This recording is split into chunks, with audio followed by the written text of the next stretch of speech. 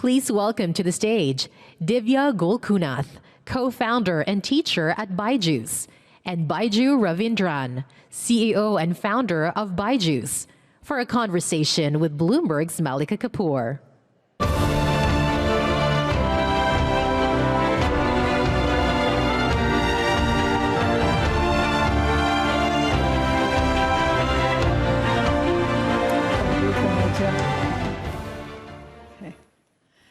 Byju, Divya, welcome. Good to have you with us at the forum.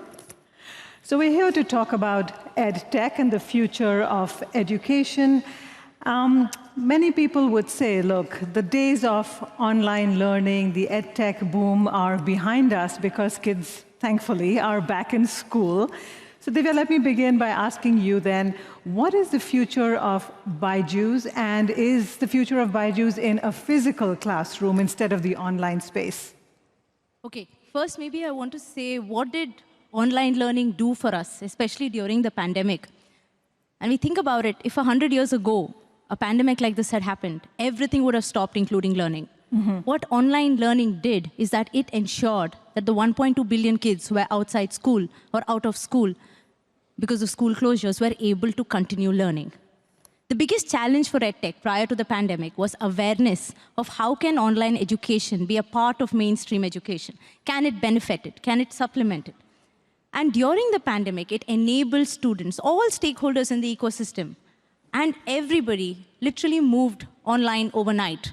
They say that there are decades when nothing happens and weeks when decades happen. And this context is important to understand what online learning did for education, especially during the pandemic. It played a pivotal role and helped all of us understand that if not the only way to learn, it is one of the mainstream ways to learn. So the future of education, and coming to your question, I would say is not entirely online, it's not entirely offline.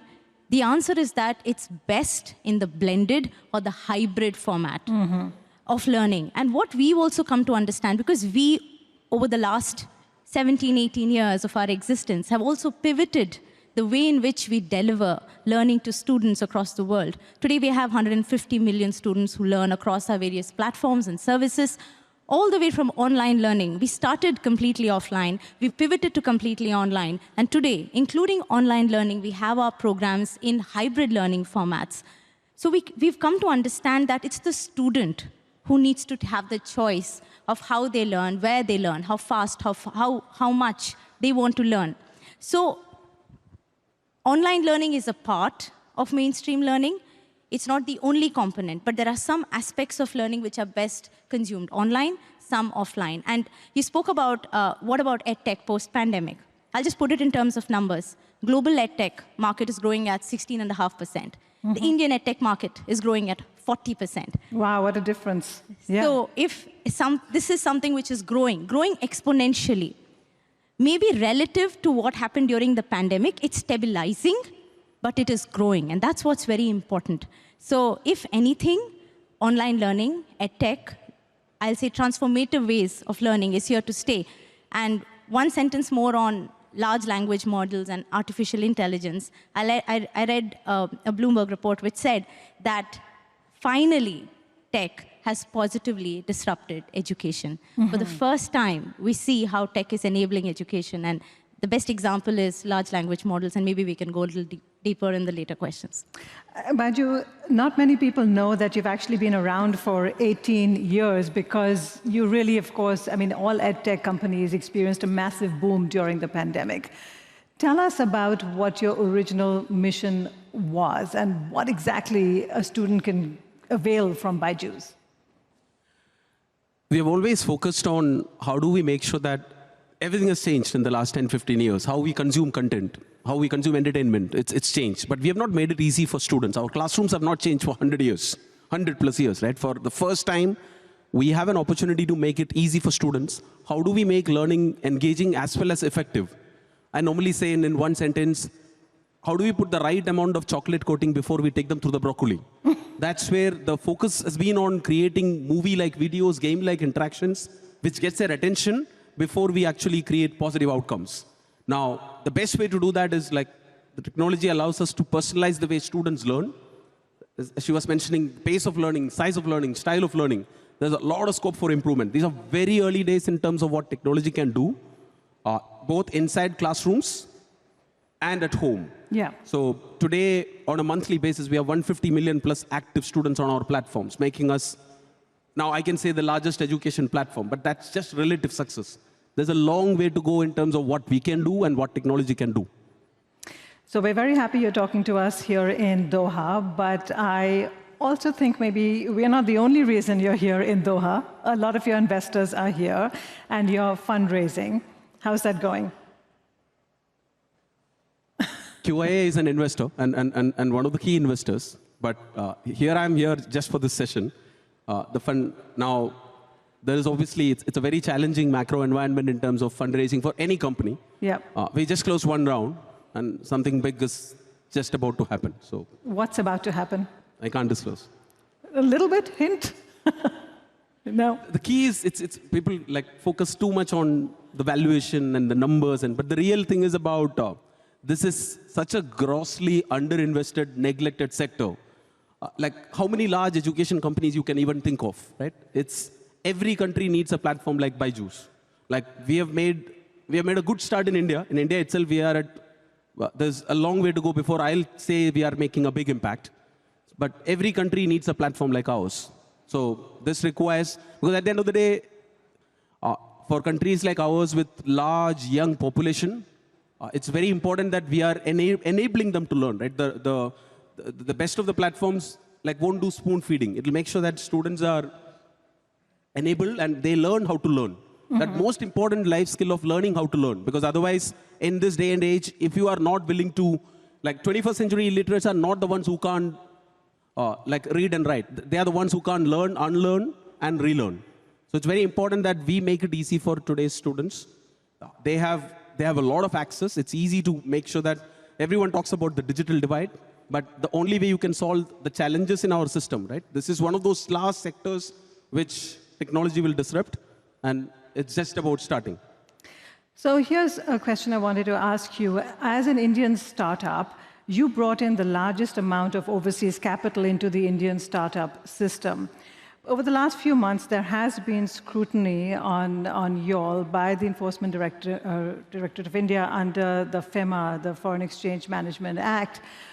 Are you at all worried about what message this is sending to investors who are looking to invest in the Indian startup system?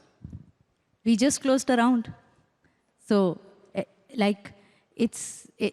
India is one country which, and I quote the Bloomberg recession report itself, the recession probability report, a chance of 0% recession this year. So investors are betting big on education, on India, on BYJUs. And like you said, we've been here for the last 18 years. Mm-hmm. And the fundamentals, the core, is extremely strong. The numbers we track are all about efficacy, outcomes, engagement. And all those numbers have helped us build products at scale with the right kind of quality. And if you ask me, the world has all its eyes on India, and for the right reasons. Because where we are going to be, say, India at 2047, India at 100, we're going to have 20% of the global workforce. We're going to have 21% of the world's middle class. And India with its diversity, we're going to be the world's youngest up to 2070. So all of these reasons are why overseas investors are betting big on India. And we've realized that the best thing we did was build in India. Because when you build in India, you build for 1/6 of humanity. You but understand how to build. But the students are not just from India, right? 75% are from India, 25%. And where the rest? 75% from India. And where do the rest typically log on from? US is the second biggest market, and Middle East is the third biggest market. So in terms of, I will just finish by telling that people have always been bullish on Indians. Yeah. I think for the first time, they are also bullish on India. Interesting. Let's talk about AI and tools like ChatGPT, for example. Now, let's take the case of the EdTech company Chegg in the US. Now, its stock fell more than 40% because its CEO admitted that customer growth had been affected because students were turning to ChatGPT for homework help and not them. Are you at all concerned about how AI might eat into traditionally what is your space? Not at all. Why not? And I'll speak as a teacher first. So both of us started as teachers. Yes. Technology has made me an even better teacher, right from the first time that we used it.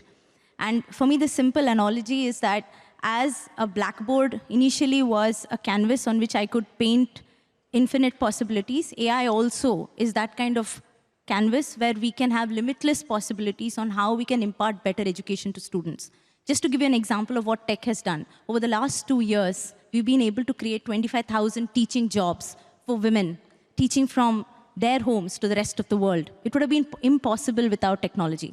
And look at what it can do in terms of enhancing the quality. So, but I also say this with caution that what you say of technology, the opposite is also true. As long as you control it and it doesn't control you, it's fine. So it's safe in the hands of well-meaning teachers. It's safe in the hands of companies who want to create an impact on better learning outcomes for their students. And it's true for any kind of technology. So we have, in fact, over the last, we've always invested in innovation and growth, and tech has been a strong enabler for us right from the time that we first started using it to scale, because we wanted to go from thousands to millions. Technology has enabled us to do that with quality, right? So even over the last 1 year, when large language models have been in great use, we experimented with it, and we have bettered our products, including our learning app, to be able to guide students in a hyper-personalized manner. Today, it's able to remove mundane tasks and help us focus on working creatively and strategically. We've been able to, supposing you and I are going through the same chapter, just to put it in very simple words, I'm a teacher, you're able to follow a path which suits you the best, and I'm able to follow mine. And so it's individualized. It allows you to be individualized. Even more than ever before. So it's just making all our products more and more stronger. But yeah, and there is no scope for complacency here. We'll be worried about new technology disruptions only if you are taking a 3, 4, 5-year view.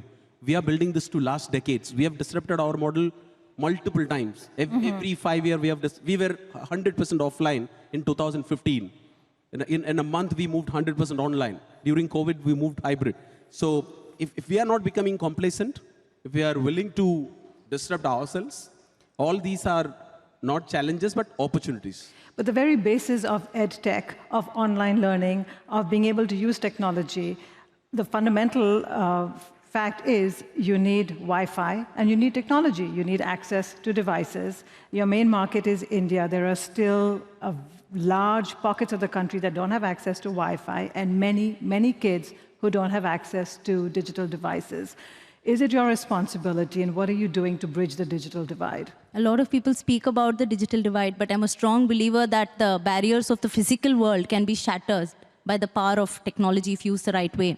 So just to give you context, while both of us are very happy about what and proud of what we built at BYJUs, we are even proud of what we've been able to build at BYJUs Education for All, which is our social initiative, which is touching children in the deepest, most underserved parts of the country.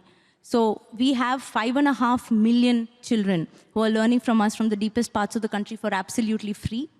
We have launched the product in multiple regional languages. This is the same content that the students, the other students, the paid students have access to. And we're able to do this because we hit the trilemma of cost, quality, and scale with one arrow.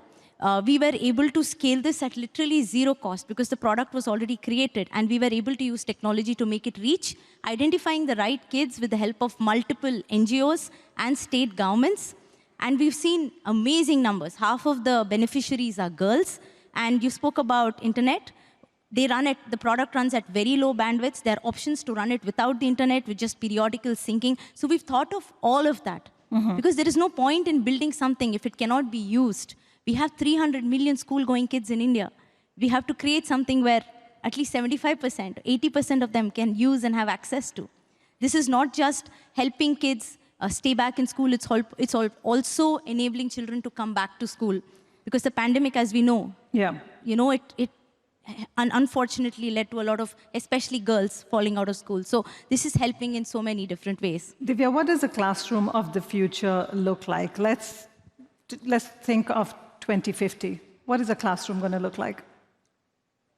we have 1.5 billion school-going children across the world, when we can have our choice of color, when we can have our choice of backpacks and pencils, why don't we have a choice of the way in which we need to learn? So the classroom of the future is one where every child can sit in the driver's seat of their learning journey, where they can learn as per their style, their speed, and their scale of learning.